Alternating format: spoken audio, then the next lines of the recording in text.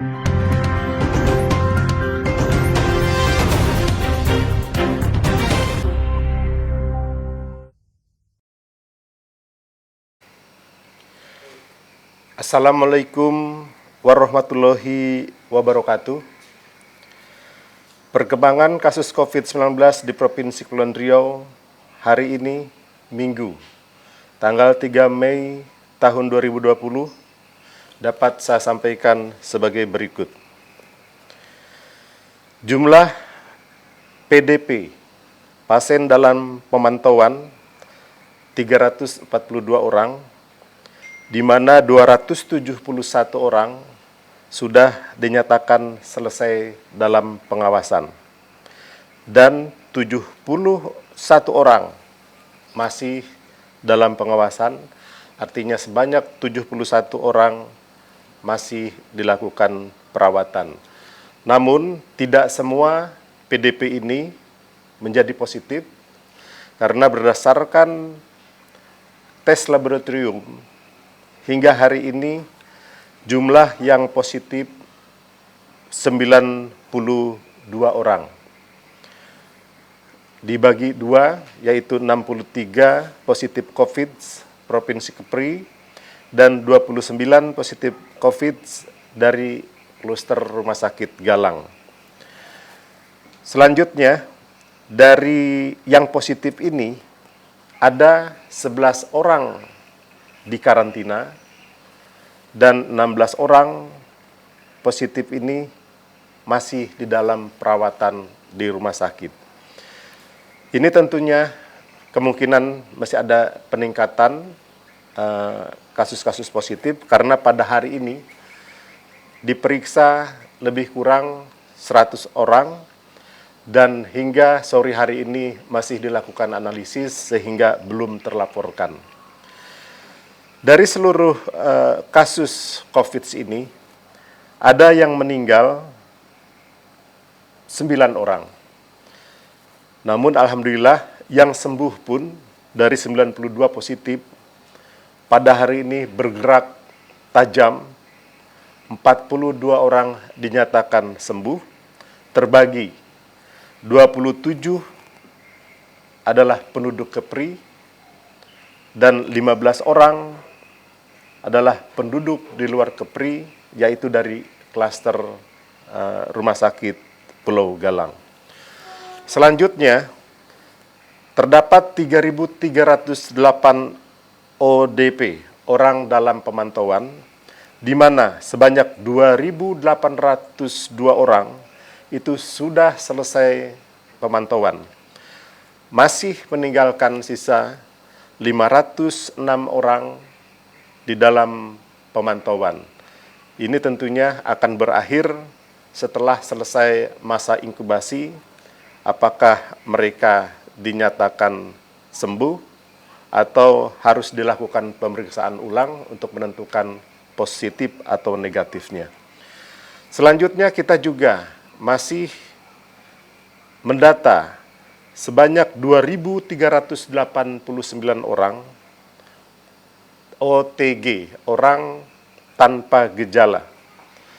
Nah, di sini masih di lapangan terjadi pencampuran data antara OTG ini, ternyata sebagian juga merupakan ODP atau orang dalam pemantauan.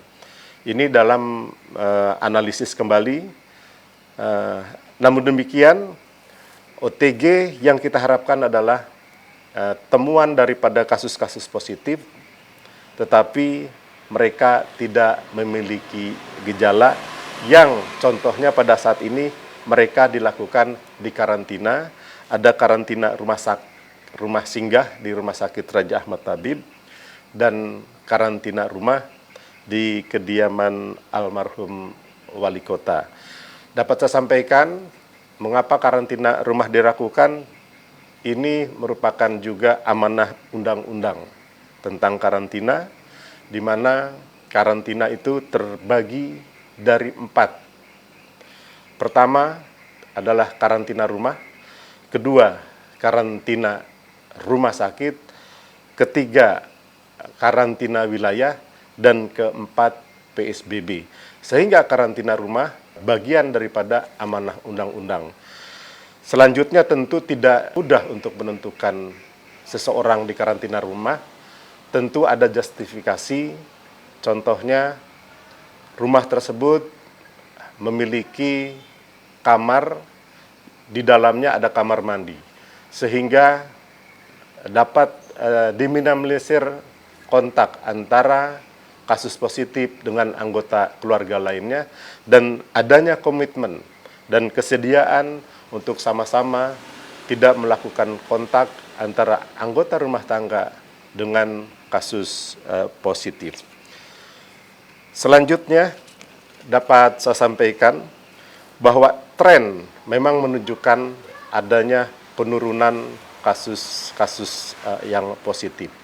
Namun demikian, penurunan tersebut seperti saat ini, hari ini tidak ditemukan. Penurunan tersebut karena pada hari ini memang analisisnya belum selesai dilaksanakan.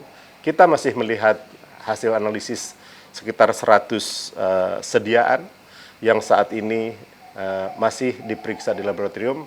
Mudah-mudahan hasilnya besok akan terus menurun. Seandainya menurun, tentu bukan berarti kita melonggarkan upaya pencegahan dan penanggulangan COVID-19. Kita harus sama-sama melakukan batasan-pembatasan, antara lain social distancing harus kita teruskan, di mana kita semua anggota keluarga diusahakan stay at home. Hanya orang yang keluar rumah saja yang memiliki kepentingan yang sangat mendesak, dan itu pun wajib menggunakan masker. Selanjutnya, kita juga harus perketat social distancing, physical distancing di sarana atau fasilitas umum seperti pasar. Saya masih melihat bahwa ada sebagian pedagang yang sama sekali tidak menggunakan masker. Demikian juga yang pembeli di pasar. Ini merupakan suatu tempat yang memungkinkan sangat potensi untuk terjadinya transmisi COVID-19. Ini siapa lagi yang harus turut mengawasi? Tentu bukan hanya petugas. Kita semua, baik pedagang yang sudah sadar, silakan memberitahu, menyadarkan tetangganya atau pedagang lainnya yang tidak menggunakan masker. Kemudian masyarakat pembeli juga demikian, silakan saling menegur. Namun demikian, mulai minggu ini, petugas dari gugus COVID kota dan provinsi akan membagi tugas, tentu akan melakukan teguran-teguran. Teguran tersebut adalah untuk kebaikan, dalam rangka meningkatkan pencegahan transmisi di antara masyarakat. Namun, gugus tugas Provinsi Kepulauan Riau juga sudah melakukan pemantauan terhadap sejumlah swalayan yang ada di Batam maupun di Tanjung Pinang, serta Karimun. Kami mengucapkan terima kasih karena swalayan-swalayan yang tersebar ini pada umumnya 99% itu sudah melakukan upaya, di mana tidak memperkenankan pembeli memasuki swalayan. Kemudian di swalayan tersebut juga wajib mencuci tangan dulu menggunakan sabun sebelum masuk ke swalayan. Ini yang harus kita kembangkan, dan apabila semua tempat sama-sama melaksanakan ini, insya Allah kita akan mampu menurunkan, bahkan menyetop transmisi COVID 2019 di Provinsi Kepulauan Riau. Demikian laporan gugus tugas Provinsi Kepulauan Riau. Mohon maaf apabila ada kekurangan. Wabillahi taufiq wal hidayah. Assalamualaikum warahmatullahi wabarakatuh.